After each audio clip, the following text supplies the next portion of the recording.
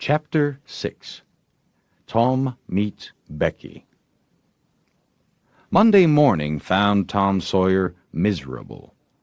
Monday morning always found him so, because it began another week's slow suffering in school. He generally began that day with wishing he had had no intervening holiday. It made the going into captivity and fetters again so much more odious. Tom lay thinking. Presently, it occurred to him that he wished he was sick. Then he could stay home from school. Here was a vague possibility. He canvassed his system. No ailment was found, and he investigated again. This time, he thought he could detect colicky symptoms, and he began to encourage them with considerable hope. But they soon grew feeble, and presently died wholly away. He reflected further. Suddenly, he discovered something. One of his upper front teeth was loose. This was lucky. He was about to begin to groan as a starter, as he called it, when it occurred to him that if he came into court with that argument, his aunt would pull it out, and that would hurt. So he thought he would hold the tooth in reserve for the present and seek further. Nothing offered for some little time, and then he remembered hearing the doctor tell about a certain thing that laid up a patient for 2 or 3 weeks and threatened to make him lose a finger.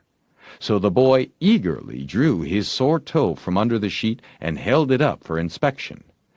But now he did not know the necessary symptoms. However, it seemed well worth while to chance it, so he fell to groaning with considerable spirit. But Sid slept on, unconscious. Tom groaned louder, and fancied that he began to feel pain in the toe.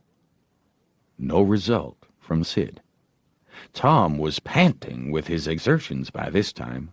He took a rest, and then swelled himself up and fetched a succession of admirable groans.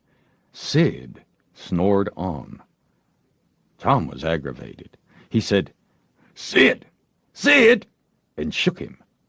This course worked well, and Tom began to groan again.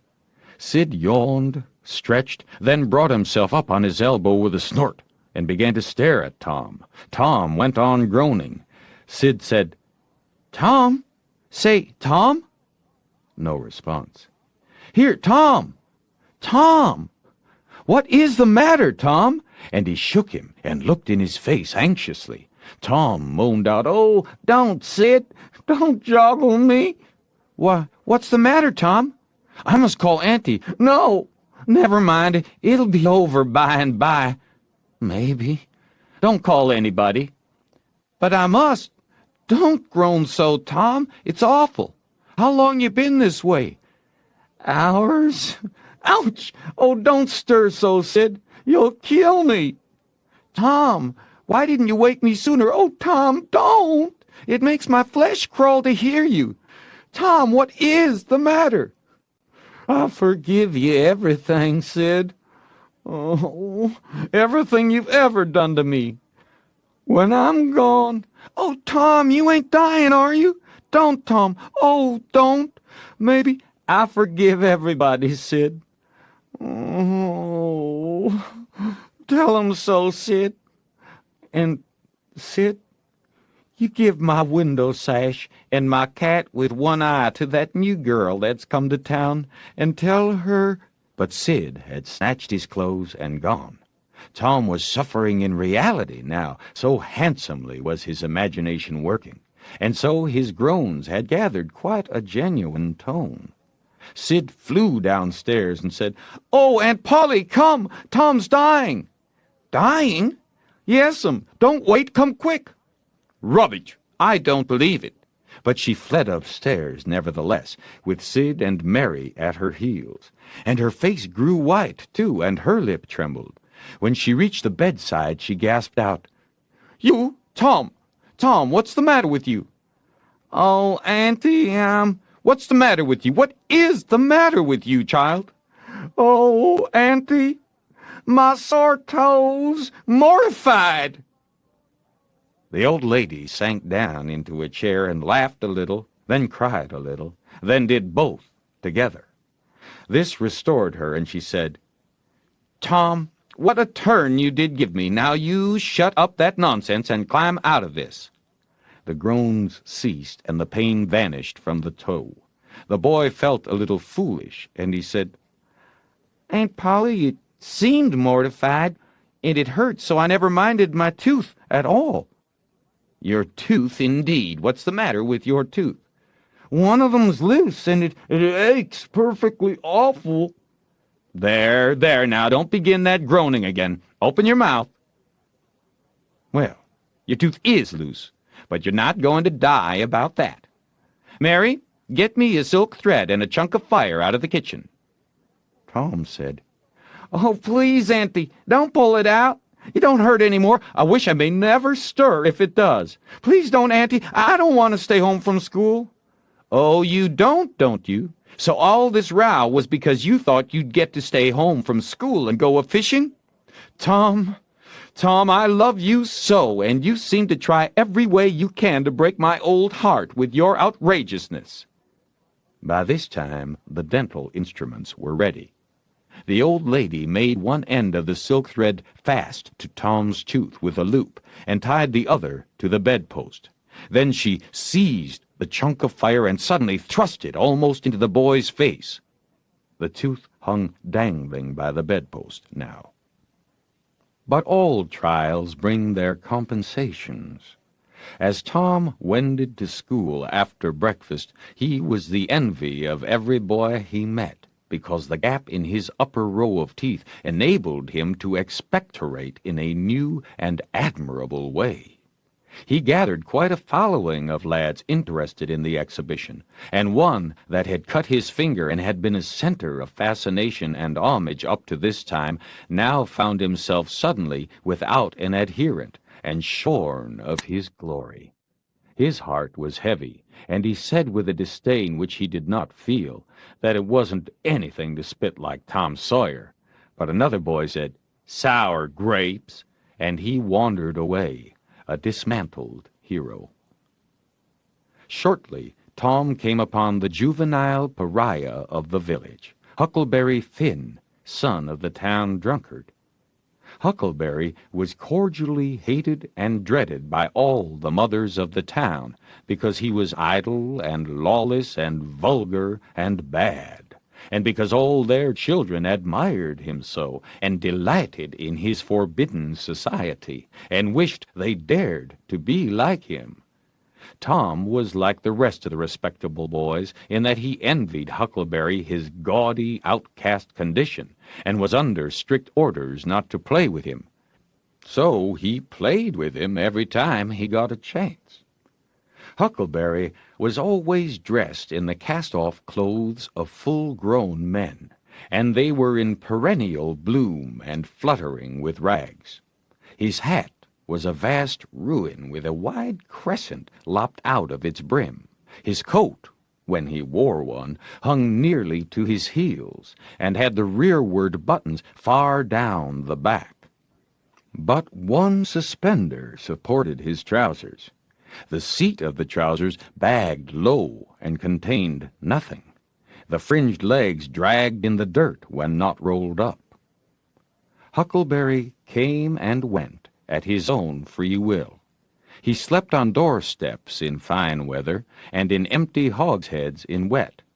He did not have to go to school or to church, or call any being master, or obey anybody. He could go fishing or swimming when and where he chose, and stay as long as it suited him. Nobody forbade him to fight. He could sit up as late as he pleased. He was always the first boy that went barefoot in the spring and the last to resume leather in the fall. He never had to wash nor put on clean clothes. He could swear wonderfully. In a word, everything that goes to make life precious, that boy had. So thought every harassed, hampered, respectable boy in St. Petersburg.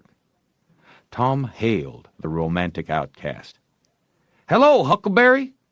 Hello yourself and see how you like it. What's that you got? Dead cat.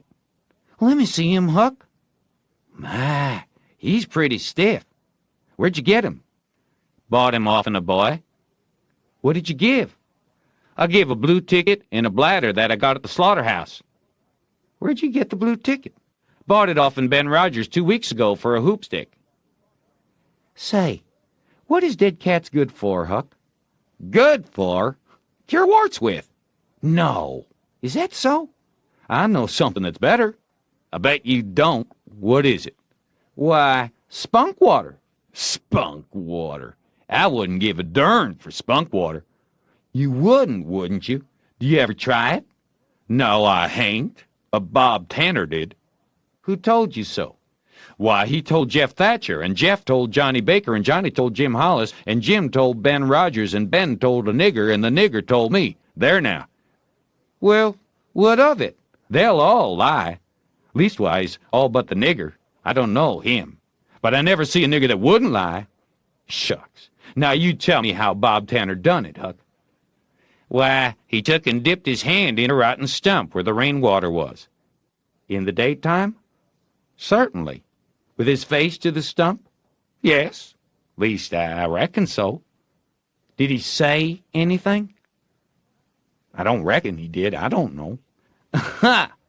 Talk about trying to cure warts with spunk water such a blame fool way as that. Why, that ain't a-gonna do any good.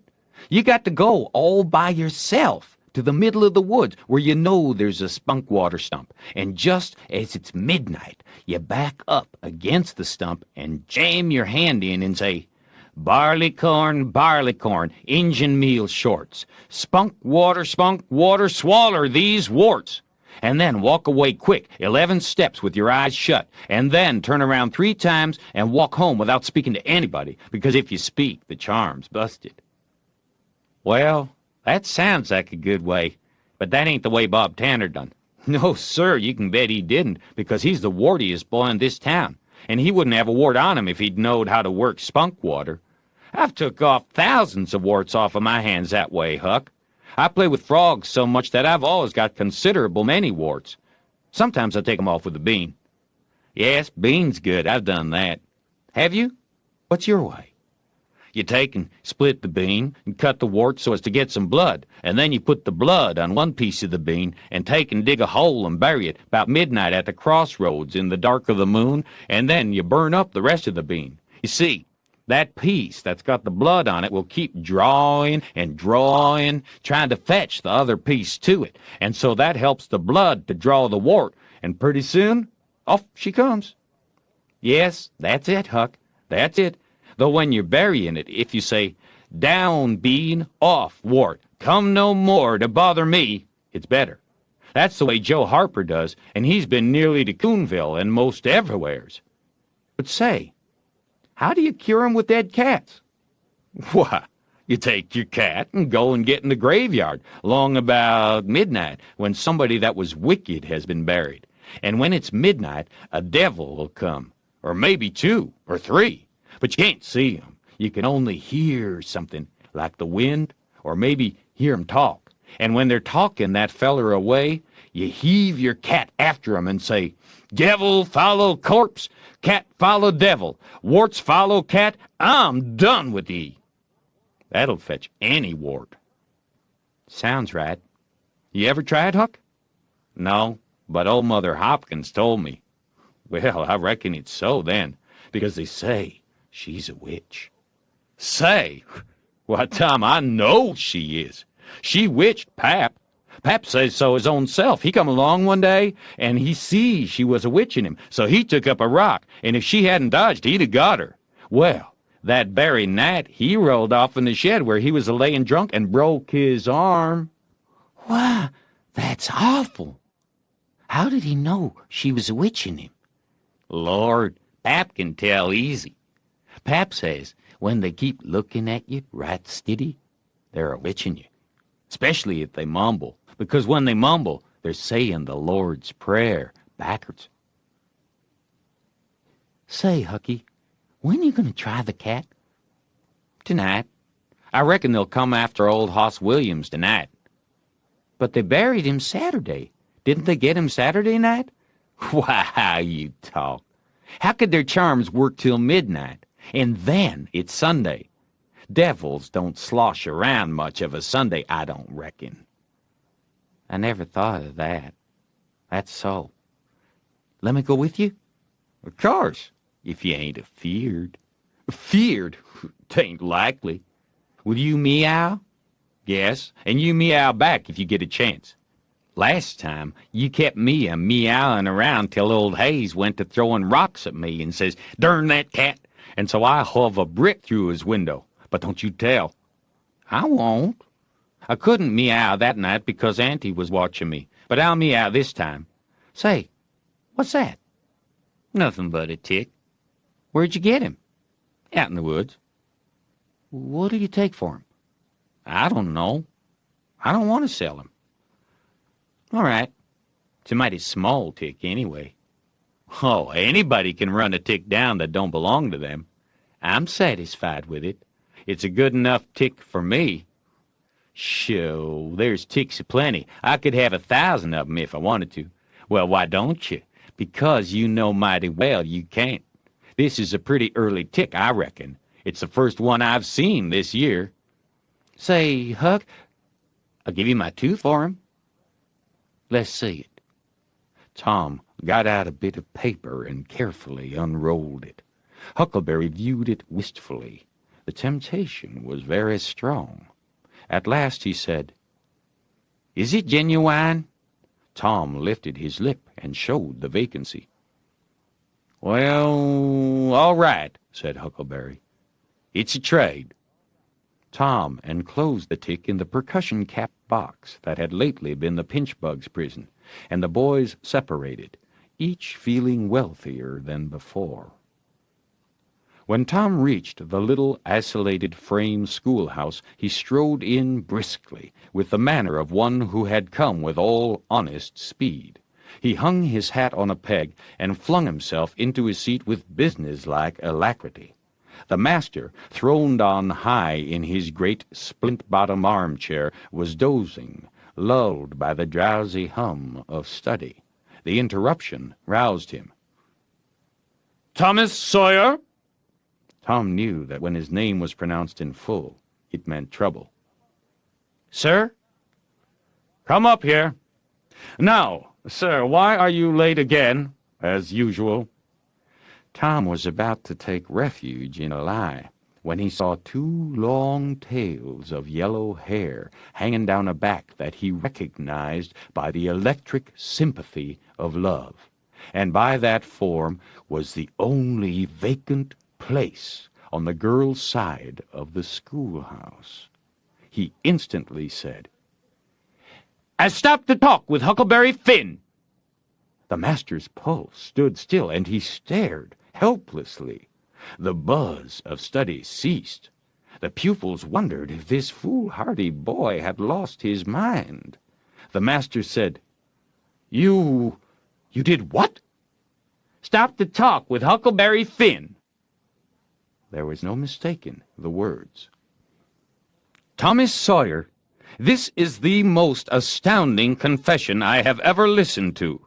No mere ferule will answer for this offense. Take off your jacket." The master's arm performed until it was tired, and the stock of switches notably diminished. Then the order followed. "Now, sir, go and sit with the girls, and let this be a warning to you." The titter that rippled around the room appeared to abash the boy, but in reality that result was caused rather more by his worshipful awe of his unknown idol and the dread pleasure that lay in his high good fortune. He sat down upon the end of the pine bench, and the girl hitched herself away from him with a toss of her head. Nudges and winks and whispers traversed the room, but Tom sat still, with his arms upon the long, low desk before him, and seemed to study his book. By and by attention ceased from him, and the accustomed school murmur rose upon the dull air once more. Presently the boy began to steal furtive glances at the girl. She observed it, made a mouth at him, and gave him the back of her head for the space of a minute. When she cautiously faced around again, a peach lay before her. She thrust it away. Tom gently put it back. She thrust it away again, but with less animosity. Tom patiently returned it to its place. Then she let it remain.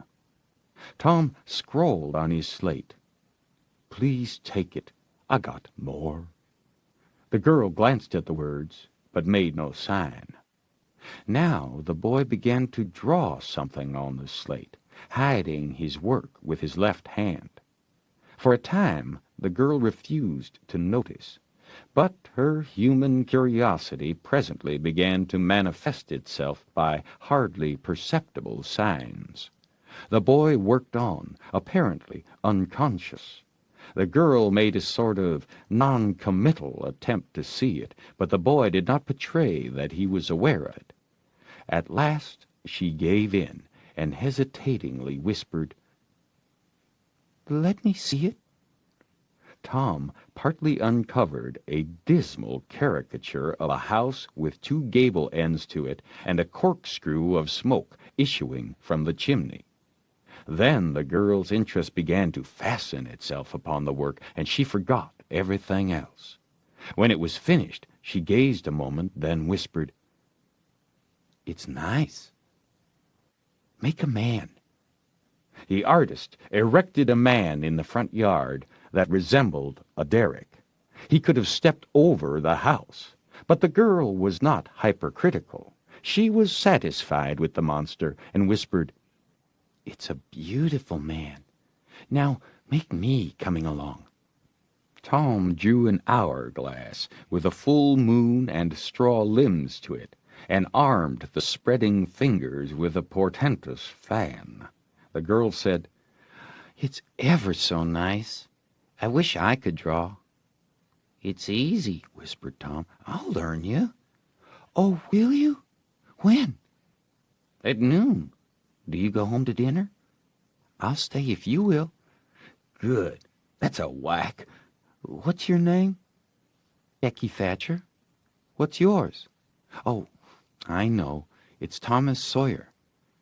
"That's the name they licked me by. I'm Tom when I'm good. You call me Tom, will you?" "Yes." Now Tom began to scrawl something on the slate, hiding the words from the girl. But she was not backward this time. She begged to see. Tom said, "Oh, it ain't anything." "Yes, it is." "No, it ain't. You don't want to see." "Yes, I do. Indeed I do. Please, let me." "You'll tell." "No, I won't. Deed and double deed, I won't." "You won't tell anybody at all? Ever? As long as you live?" "No, I won't ever tell anybody. Now let me." "Oh, you don't want to see." "Now that you treat me so, I will see." And she put her small hand upon his, and a little scuffle ensued, Tom pretending to resist in earnest, but letting his hand slip by degrees till these words were revealed: "I love you." "Oh, you bad thing!" And she hit his hand a smart rap, but reddened and looked pleased nevertheless. Just at this juncture the boy felt a slow, fateful grip closing on his ear and a steady, lifting impulse. In that vice he was borne across the house and deposited in his own seat, under a peppering fire of giggles from the whole school. Then the master stood over him during a few awful moments, and finally moved away to his throne without saying a word. But although Tom's ear tingled, his heart was jubilant. As the school quieted down, Tom made an honest effort to study, but the turmoil within him was too great. In turn he took his place in a reading class and made a botch of it. Then in the geography class, and turned lakes into mountains, mountains into rivers, and rivers into continents, till chaos was come again. Then in the spelling class, and got turned down by a succession of mere baby words, till he brought up at the foot, and yielded up the pewter medal which he had worn with ostentation for months.